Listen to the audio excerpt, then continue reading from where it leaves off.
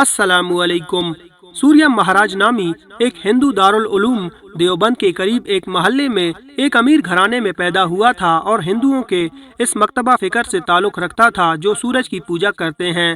بچپن کی طرح اس کی جوانی بھی نرالی تھی۔ وہ ایک ہمدرد نوجوان تھا جو ہر وقت ہر کسی کی مدد کو تیار رہتا تھا۔ محلے کی سب خواتین کو ماسی کہتا، ان کے کام کرتا۔ جوانی سے اس کا معمول تھا کہ وہ صبح دارالعلوم کے کنویں پر سورج طلوع ہونے سے تھوڑا پہلے آتا، پانی نکال کر اشنان کرتا اور پھر پشت سورج کی طرف کر کے اپنے سائے کی گردن پر نظر جما کر گھنٹوں کھڑا رہتا اور پھر چلا جاتا۔ نہ اس نے کبھی دارالعلوم کے محتمم سے کوئی ربط ضبط بڑھانے کی کوشش کی اور نہ کبھی انہوں نے اسے کنویں پر نہانے اور مدرسے کے ایک کونے میں اپنی عبادت کرنے سے روکا۔ وقت گزرتا رہا، محتمم فوت ہو گئے اور نظم و نسق ان کے فرزند کے ہاتھ آیا۔ ادھر سوریہ مہاراج بھی عمر کے آخری دور میں داخل ہو چکے تھے مگر معمولات میں کوئی ناغہ نہیں تھا۔ ایک دن بادل بنے ہوئے تھے اور سوریہ مہاراج سورج کا انتظار کر رہے تھے مگر بادل سورج کو دبوچے بیٹھے تھے۔ سورج نکلے بغیر سایہ نہیں بنتا اور سایہ بنے بغیر عمل تسخیر نہیں ہوتا۔ سوریہ مہاراج محتمم صاحب کے پاس جا کھڑے ہوئے جو اس وقت ککر سے مسواک کاٹ رہے تھے۔ مولانا، نہ تو آپ کے پرشوں نے ہمیں مسلمان بنانے کی کوئی کوششیں کی اور نہ ہی آپ ہمیں جنت میں بھیجنے کی کوئی کوشش کرتے ہو۔ سوریہ نے مذاق کے انداز میں محتمم صاحب کو چھیڑا تو مولانا نے پلٹ کر سوریہ جی کو دیکھا اور ان کا ہاتھ پکڑے پکڑے اپنے دفتر میں لے آئے۔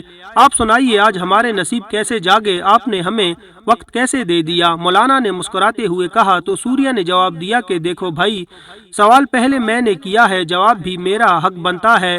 آخر تم لوگ ساری دنیا کو مسلمان بنانے بستر اٹھائے پھرتے ہو۔ بھیا، میں تمہارے پڑوس میں عمر پوری کر چلا ہوں، مجھ سے کسی نے ایک بار بھی نہیں پوچھا کہ میاں تم بھی مسلمان بننا چاہتے ہو یا نہیں۔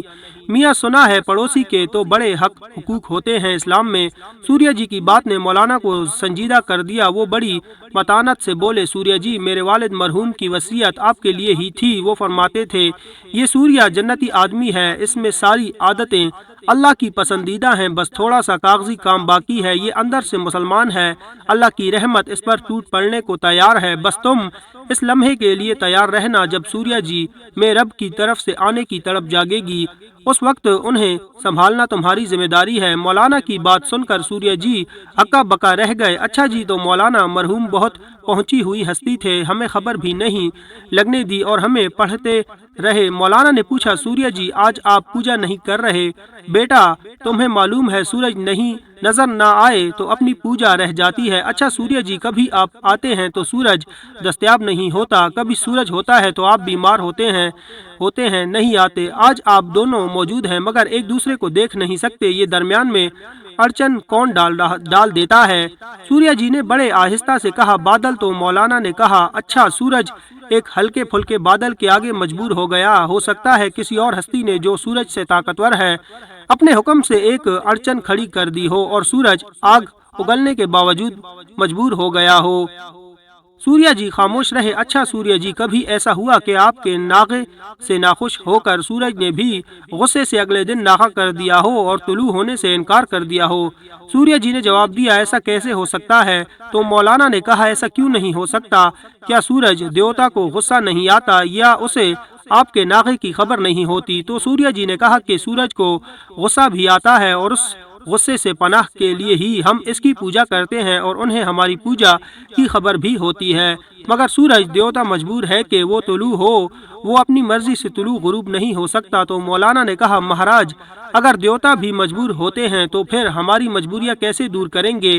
ایک مجبور دوسرے مجبور کی کیا مدد کر سکتا ہے؟ کیوں نہ اسے مجبور کرنے والے ہی سے رجوع کر لیا جائے جو اسے طلوع و غروب کرتا ہے، بادل بھیج کر اس کی دھوپ کو لپیٹ دیتا ہے۔ سوریہ جی چپ رہے۔ مولانا نے بات جاری رکھتے ہوئے کہا، سوریہ جی، آپ کے پاس چھٹی کرنے کا اختیار اور ارادہ ہے، سورج کے پاس نہ چھٹی کا ارادہ ہے اور نہ ہی اختیار ہے۔ سوریہ جی، کیا آپ کو پتا ہے کہ اس ارادے اور اختیار کی بنیاد پر تمام کائنات اور اس کو سنبھالنے والے ملائکہ کو کہا گیا تھا کہ آدم کو سجدہ کرو، اس کی بڑائی تسلیم کرو۔ آج کائنات میں خالق نے پہلی صاحب اختیار مخلوق پیدا کی ہے، خدا کے بعد ارادے کی مالک ایک ہستی پیدا کی گئی اور کائنات اس کو سنبھالنے والے فرشتوں کو اس آدم کے قدموں میں ڈال دیا۔ آپ نے آج تک اس ارادے کو استعمال نہیں فرمایا، اپنے شرف کو استعمال نہیں کیا، اسے ویسے کا ویسا ہی رب کے پاس لے کر چلے جاؤ گے اور پھر اسے کیا منہ دکھاؤ گے؟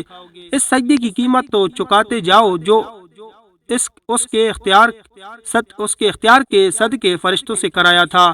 سوریہ جی، آپ بہت نیک انسان ہیں، ہم سب نے آپ کو بچپن سے دیکھا ہوا ہے، شاید کہ مسلمانوں میں بھی آپ سا ہمدرد، سخی اور خدا ترس انسان پوری بستی میں نہیں، مگر سوریہ جی پیپر ورک تو کرنا پڑے گا، دل کے دروازے کا تالا اندر سے کھلتا ہے، اللہ نے سنت بنا رکھی ہے، اس نے نبیوں کے باپ بیٹوں اور بیویوں کو بھی ہدایت نہیں دی جب تک کہ انہوں نے دل کا دروازہ نہیں کھولا۔ کسی کے گھر بغیر اجازت جانے سے اللہ نے منع فرمایا ہے، اس کا حکم ہے اسی گھر میں جاؤ جس گھر کا مالک ان سے محبت سے تمہیں بلائے، اس کی رحمت کا سمندر آپ کی چارپائی کے گرد چکر کاٹتا رہتا ہے۔ سوریہ جی، بس ذرا دل کی کھڑکی کھول کر دیکھو وہ کیسے اندر آتا ہے۔ سوریہ جی اٹھ کر چلے تو لگتا تھا کہ وہ زمین پر نہیں پانی پر چل رہے ہیں، زمین ان کے پاؤں تلے سے کھسک گئی تھی، وہ رات قیامت کی رات تھی، دل میں گداز پیدا ہونا تھا کہ رحمت کی چھڑی شروع ہو گئی۔ سوریہ جی ساری رات رو رو کر معافیا مانگتے رہے، وہ ڈر رہے تھے کہ وہ صبح سے پہلے کہیں مر نہ جائیں، کہیں پیپر ورک ادھورا نہ رہ جائے۔ انہوں نے اللہ سے اپنی ساری نیکیوں کے عوض صبح تک جینے کی مہلت مانگ لی۔ آج انہیں زندگی کی قدر آ گئی تھی، صبح ابھی مدرسہ کھلنے کا وقت نہیں ہوا تھا کہ سوریہ جی محتمم صاحب کے گھر کے دروازے پر دستک دے رہے تھے۔ دروازہ مولانا صاحب نے خود کھولا، لگتا تھا وہ اسی بات کی توقع رکھتے تھے۔ سوریہ جی کی کیفیت سے لگتا تھا کہ جیسے ان کا پورا وجود بول رہا ہے مگر زبان جواب دے گئی ہے۔ مولانا نے ان کا ہاتھ پکڑا اور اپنی بیٹھک میں لے گئے، سوریہ جی کو چارپائی پر بٹھا کر وہ ان کے قدموں میں بیٹھ گئے اور گویا ہوئے آپ کچھ بھی مت بولیے، زبان کو بند رہنے دیجیے، آج خود اللہ آپ کے وجود کو پڑھ رہا ہے، وہ آپ کی دعوت قبول کر کے آپ کے دل میں آ بیٹھا ہے۔ سوریہ جی، میں اسی کے احترام میں آپ کے قدموں میں بیٹھا ہوں۔ زاروں قطار روتے سوریہ جی کو انہوں نے خوب رونے دیا، وہ جانتے تھے ہر مسلمان ہونے والا پیدا ہونے والے بچے کی طرح روتا ہوا مسلمان ہوتا ہے، اور یہ صحت کی علامت ہے، جان کی صحت کی بھی اور ایمان کی صحت کی بھی۔ پھر اپنے ساتھ ناشتہ کروایا، پھر مدرسے کے تمام طلباء کے سامنے اسلام قبول کرایا گیا، عبداللہ نام منتخب کیا گیا اور اسلام قبول کرنے کے ہفتہ 10 دن بعد عبداللہ بھائی بس ایک بخار میں ہی اللہ کو پیارے ہو گئے۔ واقعے کی تفصیلات بیان کرتے ہوئے علامہ دوست محمد قریشی فرماتے ہیں، عبداللہ بھائی کے جنازے پر لگتا تھا پورا دیوبند امٹ پڑا ہے، ایک تو وہ خود ایک انسان دوست شخصیت تھے، اوپر سے جو اکرام مسلمانوں نے خاص کر دارالعلوم کے طلباء نے ان کا کیا، اس نے ہندوؤں کے دلوں میں بھی گداز بھر دیا۔ طلباء ان کی چارپائی کو کندھا دینے ٹوٹے پڑتے تھے۔ جنازہ شروع ہوا تو اعلان ہوا کہ جنازے میں تاخیر کی جائے، کئی ہندو بھی مسلمان ہو کر جنازے میں شرکت چاہتے ہیں۔ شیخ الجامعہ نے کہا کہ جو مسلمان ہونا چاہتے ہیں وہ صفوں میں کھڑے ہی ہمارے پیچھے شہادتیں دھرا لیں۔ بہت سارے ہندوؤں نے جب شہادتوں کا ورد شروع کیا تو جن کی نیت شاید مسلمان ہونے کی نہ بھی تھی وہ بھی جذبات میں